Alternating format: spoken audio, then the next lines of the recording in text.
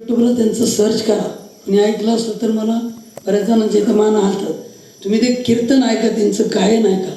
महाराष्ट्रामध्ये आज तो कीर्तनाच्या माध्यमातून गायकीचा आनंद अगदी त्यांच्या कंठातून आपल्या महाराष्ट्राला वेड लावले त्या मुलीच्या कंठाने.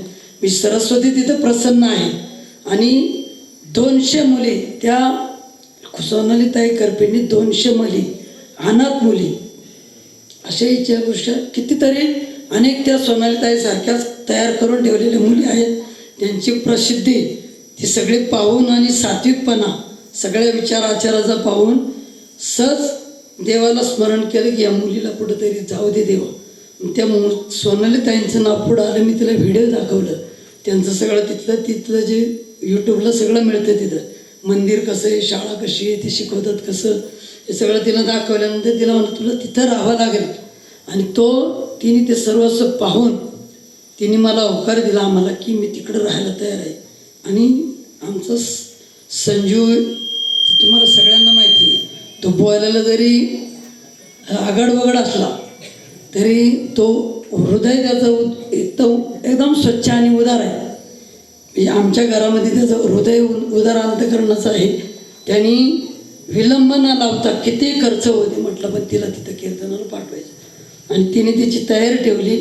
आम्ही तिच्याकडं ढोकूनसुद्धा पाहिलं नाही.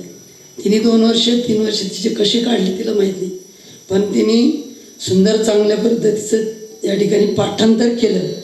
आनंदही वाटला. मी बाकीच्या याच्यात गेलं तर मला थोडा अवघड वाटेल, पण तिला थोडा कधी कधी आजारही होतो. त्या आजारातून तिला सावरण्याची शक्ती साधू संतांच्या विचारामध्ये मिळते.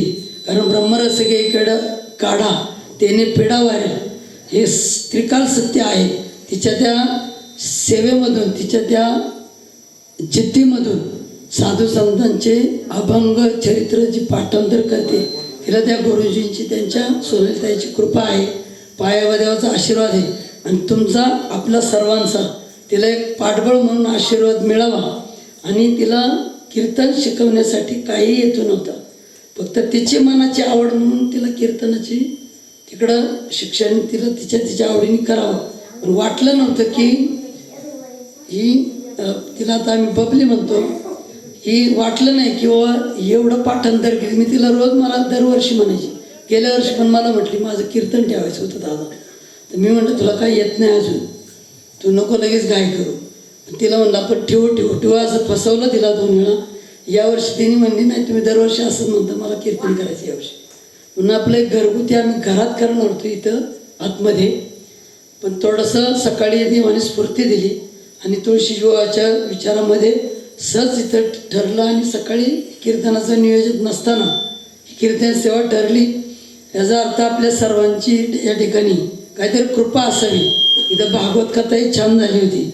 प्रतिवर्षी मी पायाबा देवांना ज्ञानोबाराय तुकोबाराय आदी करून संत पांडुरंगाला प्रार्थना करीन की या मुलीला पाठबळ चांगलं मिळावं, आपले आशीर्वाद मिळावे. आणि प्रतिवर्षी नाही तिचं जास्त नावलौकिक झालं तरी तिने आता जे विनोद केले सुंदर आहे. मी तिच्याकडे सगळ्या पद्धतीचं हातोटी वाटते. आपण टाळे वाजवायला काही हरकत नाही.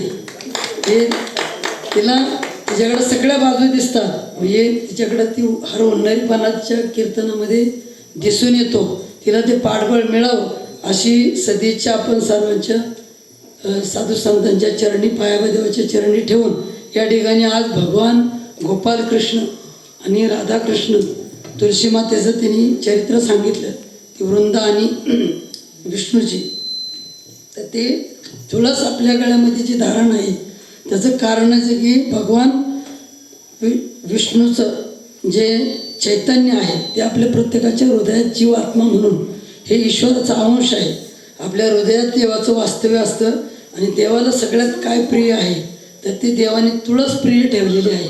म्हणून तुळशीची आपण माळ घालतो आणि त्या माळेच्या अनुषंगाने ही तुळशी माता इतकी पवित्र आहे. तिचं वर्णन की खूप ते दरवर्षी आपण या ठिकाणी आपल्याला सर्वांना सद्बुद्धी मिळावी, या कुटुंबाला सद्बुद्धी मिळावी.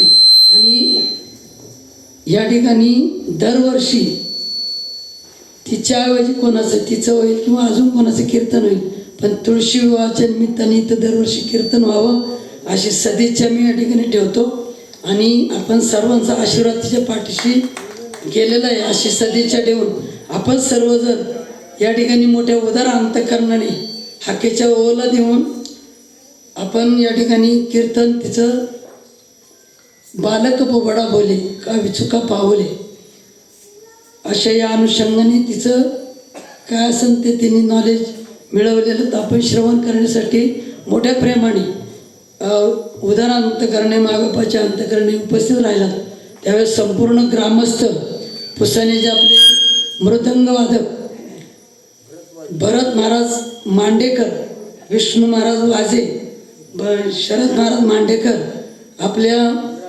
अर्जुन महाराज आंबराळे, शंकर महाराज मराठे, भोईर पाहुणं, माणिक महाराज, सुरेश भाऊ आणि सर्व गावातील नतुभावात प्रकाश भाऊ आहे. तिथं बापूंना थोडासा आजार असल्यामुळे बापू या ठिकाणी उपस्थित नाहीत, पण त्यांनी सांगितलं माझं घरून तुम्हाला सहानुभूतीचं प्रेम आहे, आशीर्वाद आहे. आपण सर्वजण उपस्थित राहिला त्याबद्दल पुन्हा एकदा या कुटुंबाच्या वतीने सर्वांचं मनपूर्वक आभार, धन्यवाद. आणि आपण सर्वांनी या ठिकाणी प्रसाद घ्यावा आणि तसं कोणी जाऊ नये अशी सदिच्छा फक्त तुळशी मातेचं एक मंगलाष्टक म्हणून आपण तुळशी विवाह संपन्न करू. 1-2 मिनिटात असंच पुरावं, फक्त थोडी अक्षता वाटप पटकन पडलं ना. एकच मंगलाष्टक म्हणू आपण, म्हणजे उशीर नको व्हायला. खाली उठू नका कोणी, खाली बसूनच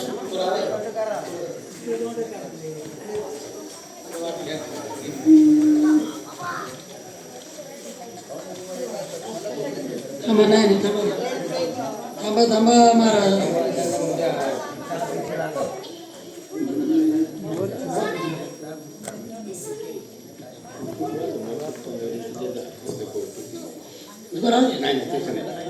हे बा एक मिनिट, हे बक्षीस आहे ना, दिलं की सवय लागते घेण्याची, तर ठीक आहे, काय हरकत नाही, तुमची सदिच्छा आहे. तरी पण ते मिळालेले काय असेल ते सेवा म्हणून तू तिथं देवाला दान कर.